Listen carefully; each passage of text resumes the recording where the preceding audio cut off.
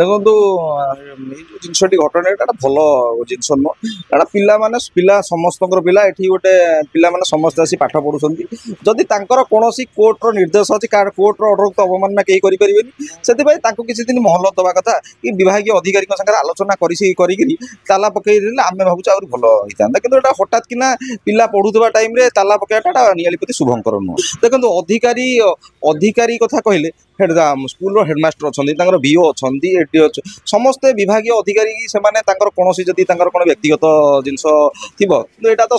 ସାମୂହିକ ଜିନିଷ ସେମାନେ ସେଥିପାଇଁ ଆନ୍ଦୋଳନ କରିବା କଥା ସେମାନେ କାହିଁ ଚୁପ୍ ହେଇ ବସନ୍ତି ଆମେ ଆଜ୍ଞା ତାଙ୍କ କଥା କହିପାରିବୁ ନା। ତାଲା ପକାଟା ସମ୍ପୂର୍ଣ୍ଣ ଆଜ୍ଞା ଭୁଲ ଏଠି ହେଉଛି ଏଠି ତ କାହାର କିଏ ତ ଘର କରି ଦେଇନାହାନ୍ତି କିଛି ନାହିଁ ପିଲା ପାଠ ପଢୁଛନ୍ତି ଯଦି କ'ଣ ତାଙ୍କର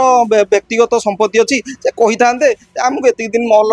ଭିତରେ ଆମର ଏଇଟା ଖାଲି କରନ୍ତୁ ଏଇଟା ହେଇଥିଲେ ଭଲ ହେଇଥାଏ। ଦେଖନ୍ତୁ ଏଇଟା ତ ହେଉଛି ଜିନିଷ ହେଉଛି ଜୁଡ଼ିସିଆଲ ମ୍ୟାଟର ଏଠି ତ ଆମେ କିଛି କହିପାରିବୁନି ଏଠି ମାନ୍ୟବର ତହସିଲଦାରଙ୍କୁ ପଚାରିଲେ ଜାଣିବେ ଯେ 7 ଦିନ ପୂର୍ବରୁ ଗୋଟେ ନୋଟିସ୍ ଦିଆଯାଏ ଯେ ଏ ଜାଗା ଖାଲି କରାଯାଉ କି ଏ ଜାଗାରୁ ଉଚ୍ଛେଦ କରାଯାଉ ଯଦି ଏଇଟା ତ ଆମେ ଜାଣିଲୁ ମାନ୍ୟବର ତହସିଲଦାର ଦେଇଛନ୍ତି କି ନ ଦେଇଛନ୍ତି ନୋଟିସ୍ ଦେଇଛନ୍ତି କି ନାହିଁ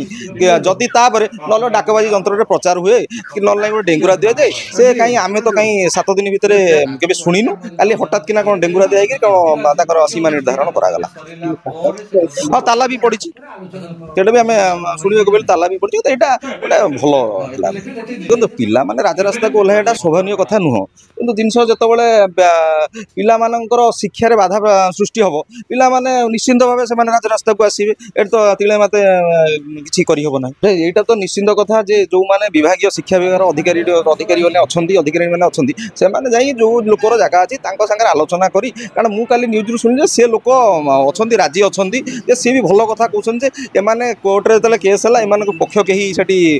ରହିଲେ ନାହିଁ ସେଥିପାଇଁ ଗୋଟେ ନିରପେକ୍ଷ ଭାବରେ କାରଣ